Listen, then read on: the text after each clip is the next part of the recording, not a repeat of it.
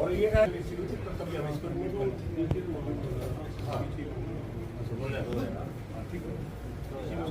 जमीन होगी तो फिर इसकी बात होगी, इसकी बाद में जो निशानदेही होगी और डोलों के लिए जो भी होगी दोनों बीच में यही निशानदेही जो अलग अलग किसानों की कैसे बंटवारा होगा। हाँ उसमें कोई वो कहे मेरी हिंग ऐसी मेरी होंगे ऐसी वो भी तो चक्कर होगा। तो बहुत उसमें बहुत मुझे मिल जाओगे देखिए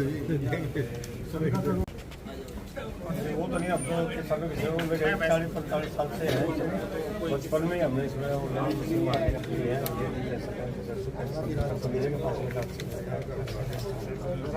तो आपका ये है जी, इसमें मतलब किसी तरह का देखो बातचीत होगी, आश्वासन भी होता है, भी होता है, सारा इसमें उचित अभी 3 दिन में नहीं होगा, इसमें काम की कार्रवाई की है और हम ये कि सब मिलजुल करके सबका किसी का नुकसान ना रहे।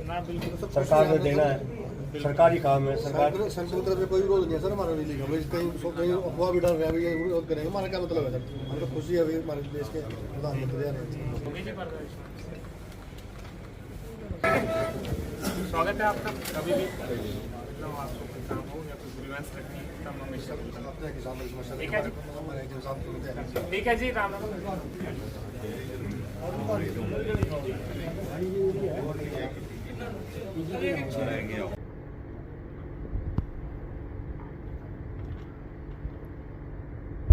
जो अभी आगामी जो हमारा उद्घाटन है इसका थर्मल पावर प्लांट की नई यूनिट का उद्घाटन है, उसके संबंध में जो समारोह है उसके लिए कैल गांव में ये प्रोग्राम किया जा रहा है, आप सबको विदित है।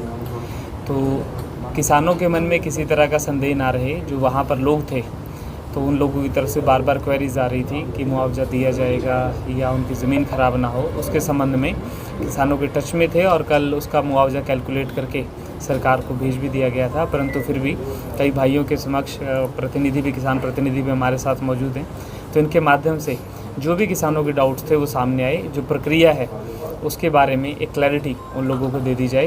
तो आज वही बातचीत हुई है और बड़े सौहार्दपूर्ण माहौल में बातचीत हुई है।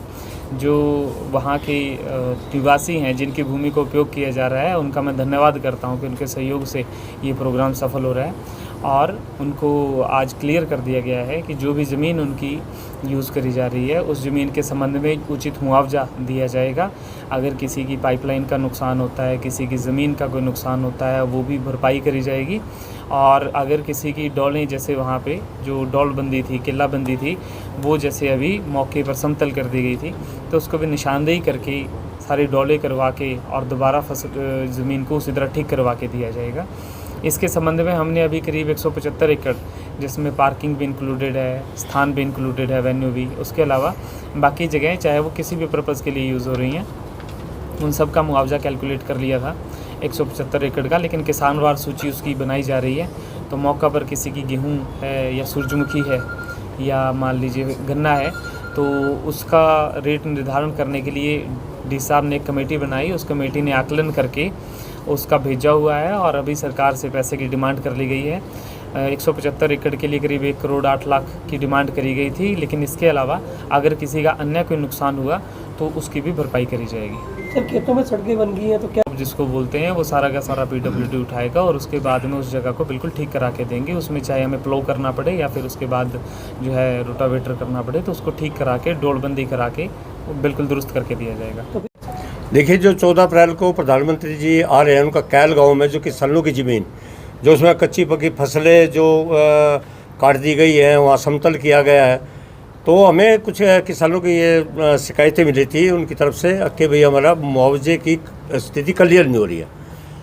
तो भारतीय किसान का एक प्रतिनिधिमंडल और प्रशासन की तरफ से SDM साहब और डिप्टी साहब शामिल हुए हैं आज की वार्ता में, और सारे हमारे BKU के जो यमुना नगरी का कार्यकारिणी सभी इसमें शामिल हैं। ये हमें एक प्रपोजल है जो सरकार के प्रशासन की तरफ से ये हमें दी गई है SDM साहब की तरफ से, और इसमें 1 करोड़ 86 लाख कुछ 4 का मुआवजा इन्होंने का निर्धारित हमने किया है।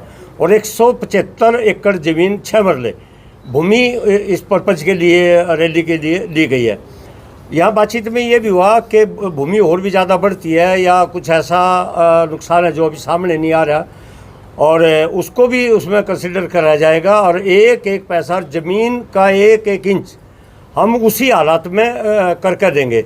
गन्ने की फसल है, गेहूँ की जो कच्ची फसल कटी है, उसमें बैठ कर दोबारा भी मीटिंग प्रशासन के साथ होगी, उसमें कुछ कसर रहेगी तो वो भी दिलवाया जाएगा। और हमने प्रशासन से एक मांग की है कि जो डीसी साहब ने यहाँ इस मुआवजा निर्धारण के लिए जो एक कमेटी का गठन जो किया गया है, उसमें अधिकारी लोग ज़्यादा तकरीबन अधिकारी इसमें शामिल किए गए हैं। हम कहे भारतीय किसान यूनियन की तरफ से 2 प्रतिनिधिमंडल हमारे संगठन उसमें शामिल हो, ताकि पारदर्शिता से और हर किसान के साथ जो इसमें अफेक्टेड है उसको पूर्ण रूप से न्याय मिल सके। वो 2 सदस्य भारतीय किसान यूनियन की तरफ से इसमें शामिल किए जाए।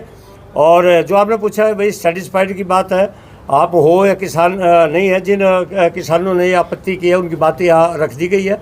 हमें एक दस्तावेज भी यहाँ दिया गया है और इन्होंने कहा कि अगर मुआवजा और बढ़ता है तो उसको भी हमें उसी रूप में तैयार करके किसान को दिलवाएंगे। और 14 तारीख के बाद जो मुआवजा की प्रक्रिया शुरू होगी तो उसमें सीधी बात इसमें कोई नहीं, अगर किसी किसान को हम संगठन की तरफ से प्रशासन को भी कहना चाहते हैं कि 1 रुपये का भी किसी का नुकसान ना हो। मान सिंह जी, एक बात कहना चाह रहा था कि जिनकी वहाँ ज़मीन है, क्या वो इस वक्त यहाँ पर है? हाँ है, 3-4 किसान आए हुए हैं, बिल्कुल है। ऐसा नहीं है कि कोई हम अपनी तरफ से है, किसानों की शिकायत पर या उनकी जो ग्रीवेंस उन्हीं के कहने पर हम यहाँ आए हैं। और उस भूमि में हमारी यहाँ करनाल की सुभाष गुर्जर जी अध्यक्ष हैं कि वहाँ दौरा भी किया है, गए भी हैं वहाँ, आप लोगों ने उसको दिखाया भी है, तो उनके कहने पे ही आए हैं।